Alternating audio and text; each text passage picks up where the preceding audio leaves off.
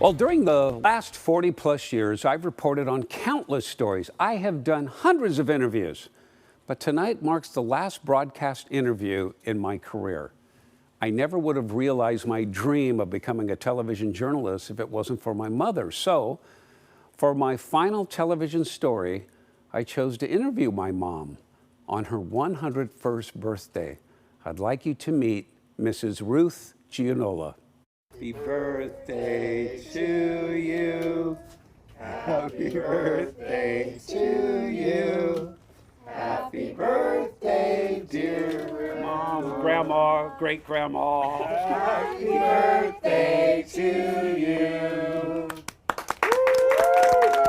This is my mother, Ruth, celebrating her big day. There isn't a cake big enough to hold all the candles. This past November 12th, my mother celebrated her 101st birthday. Yay!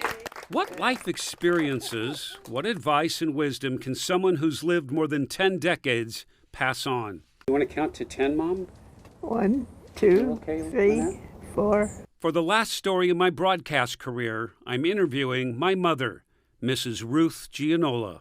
You all set, Lynette? I am. After checking the mic levels and camera angles, I start by asking my mother about her childhood, growing up during the Depression in a small town, St. Mary's, Ohio. Well, all my friends were in the same boat. We had a big garden. We didn't suffer for food because we grew all the vegetables and everything. But as far as meat was concerned, I remember we were close to one family that had 5 children, and we had 6.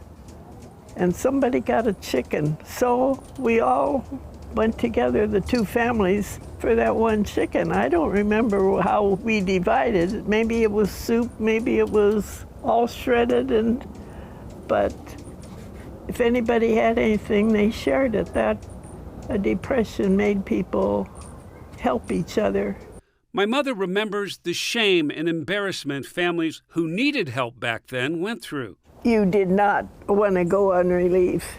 Even in the church, they'd say 2 of our parishioners had to go on relief, and everybody gave something what they had to church so he could deliver some food. There was relief. A stigma that went with it? A stigma that went with relief. Wasn't so much that a stigma is people just felt sorry for anybody. Nobody wanted to go on relief. As the Depression lifted, another crisis was about to shape my mother's life. As she was graduating high school, World War II broke out.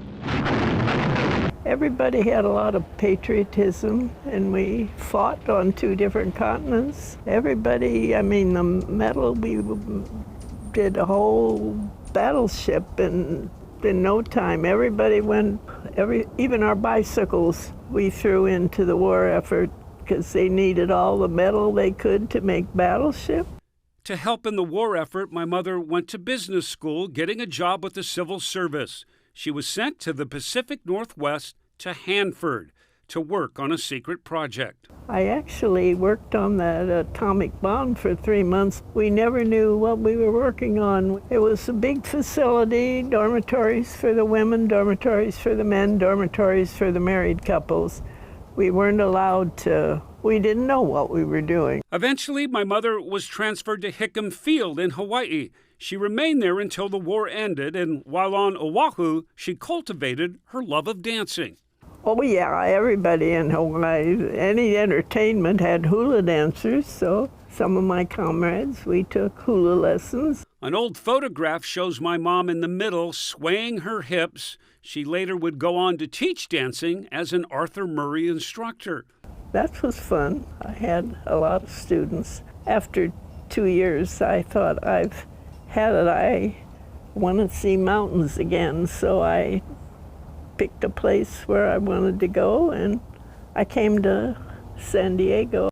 San Diego is where she met my father, and they got busy raising a family of 8 children. I was the middle child, not an ideal place in the pecking order. You got blamed for a lot of things that weren't your fault, because anything that went wrong, it was usually you, so we just blamed you for everything. While I might have been unfairly blamed growing up, I do remember having lots of fun. My mother says having fun with her children was something she put above housework and cooking. That's why I remember fun things with you kids, because, to tell you the truth, I wasn't a great housewife. But perhaps one of the most amazing things about my mother is her penchant for memorizing and recalling lists of letters and words, like repeating the alphabet backwards. People seem to get a kick out of that, but if you can learn them forwards, you can learn them backwards. Go ahead and do them backwards. Z, Y, X, W, V, U, T, S, R, Q, P, O, N, M, L, K, J, I, H, G, F, E, D, C, B, A. And that's not all. My mother can recite the 70 most common prepositions in alphabetical order. About, above, aboard, across, after, against, amid, around, among, at, before, behind, below, beneath, beside, besides, between, betwixt, beyond, but, by, down, during, except, for, from, in and to, off, on, over, past, round, through, to, toward, towards, under, until, up, upon, with, within, without. How about that? And while I didn't inherit her knack for memorization, my mother did pass on to me her writing skills, her ability to tell a good story, and especially her humor, useful in difficult times. In troubled times, there's that adage, when you get upset, count to 10 first.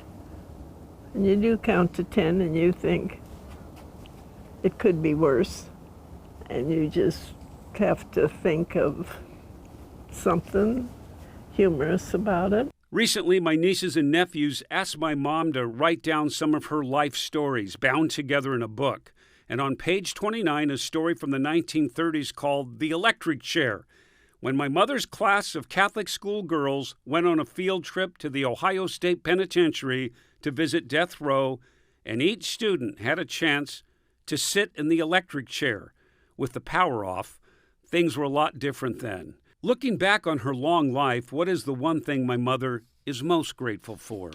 I don't know why I've lived this long, but I'm grateful, and I am most grateful that I get to see you children. I mean, especially to see you on TV, that's a joy. To turn on a TV and see your son there, just like you're talking to me, you know. As I was wrapping up the interview, my mother wasn't quite done. She reminded me that she knows all 19 verses of Edgar Allan Poe's The Raven, committed to memory. Once upon a midnight dreary, while I pondered weak and weary o'er many a quaint and curious volume of forgotten lore, while I nodded nearly napping, suddenly there came a tapping. My mother went on to recite all 19 verses, and I hope she will be here to recite The Raven on her 102nd birthday. On this birthday, a few of her great-grandchildren sang their birthday wishes. Happy 101st birthday, Mom. I love you.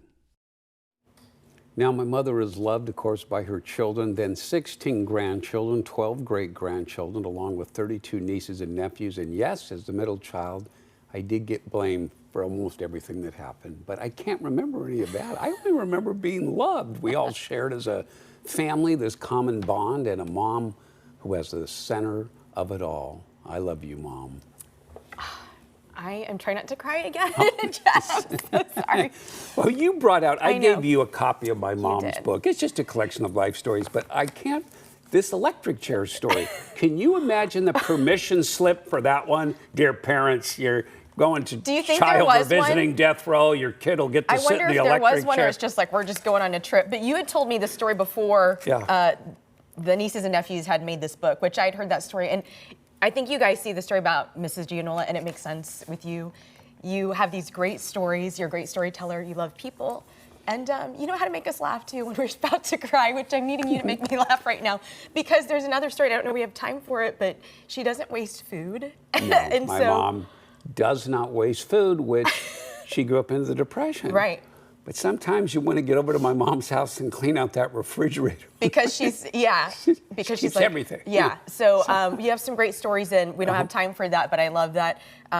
Ruth is a treasure, so thanks for sharing that incredible final interview. He did 32 Jeff's journal stories, which are up online right now, you guys, if you want to check them all out.